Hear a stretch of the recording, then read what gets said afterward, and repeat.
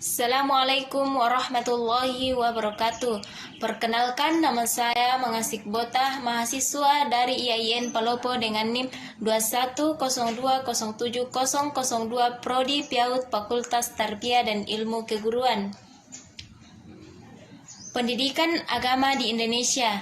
Indonesia adalah sebuah negara yang besar, memiliki penduduk ratusan juta jiwa. Indonesia adalah negara yang mayoritas penduduknya memeluk agama Islam. Menurut sebuah perhitungan, manusia Muslim Indonesia adalah jumlah pemeluk agama Islam terbesar di dunia.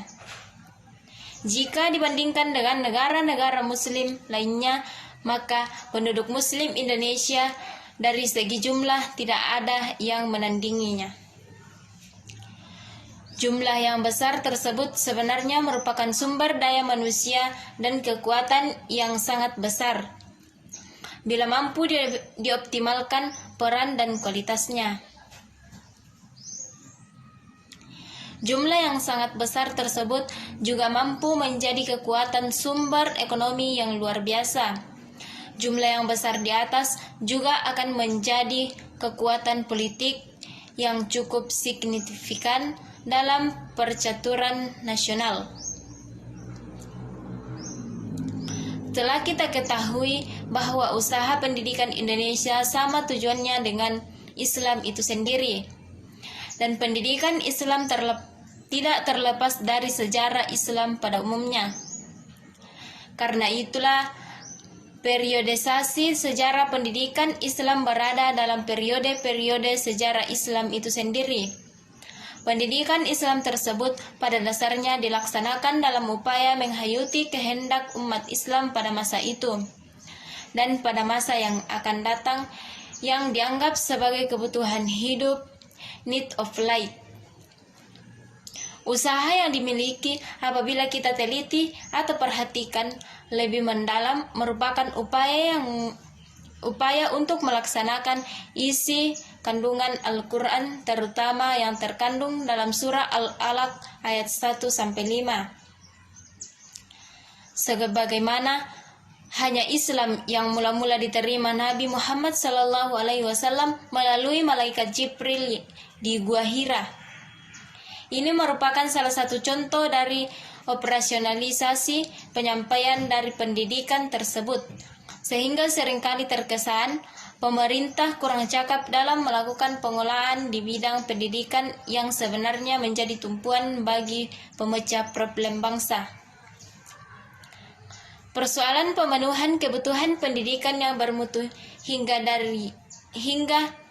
hari dirasa cenderung tidak terpenuhi. Indikasi ini terlihat dari semakin menurunnya indeks prestasi sumber daya manusia yang surveinya dilakukan oleh UNPD atau United National Development Program, sebuah badan di bawah naungan PBB atau Perserikatan Bangsa-Bangsa, United Nations. Indonesia dalam laporan tahun 2002 tersebut berada pada tingkat 110 atau satu tingkat lebih rendah dari prestasi negara tetangga, yaitu Vietnam yang baru mengalami perang saudara tahun 1960-an. Namun pemerintah tidak pernah menyerah terhadap persoalan pemenuhan kebutuhan pendidikan bermutu bagi masyarakatnya. Semangat inilah yang akhirnya menyulut para pendidik untuk ikut berperan aktif dalam mewujudkan cita-cita para founding father bangsa ini, sebagaimana yang tertuang dalam pembukaan Undang-Undang Dasar 1945. Namun pada prakteknya tidak lebih dari 3,49% saja dari total APBN yang dialokasikan untuk pembiayaan pendidikan nasional. Inilah masalah utama yang menjadi rintangan dalam pelaksanaan pendidikan yang maju, adil dan merata. Dikotomi lembaga pendidikan nasional. Banyak pakar pendidik menilai bahwa dikotomi lembaga pengelola pendidikan yang terbagi dalam Departemen Pendidikan Nasional dan Departemen Agama menjadi awal permasalahan pendidikan yang ada dalam penyampaian materi pendidikan agama.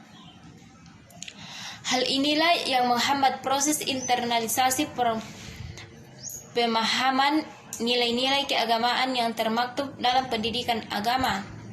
Pada dasarnya, masalah-masalah yang sedang terjadi pada lembaga pemerintahan yang mengatur tentang pelaksanaan pendidikan adalah masalah yang menjadi akar turunan dari segala macam masalah yang telah terjadi pada dunia pendidikan agama Islam Indonesia. Apabila kita perhatikan dalam proses perkembangan pendidikan agama Islam, salah satu kendala yang paling menonjol dalam pelaksanaan pendidikan agama ialah masalah metodologi. Metode merupakan bagian yang sangat penting dan tidak terpisah dari semua komponen pendidikan. Pendidikan ladainya.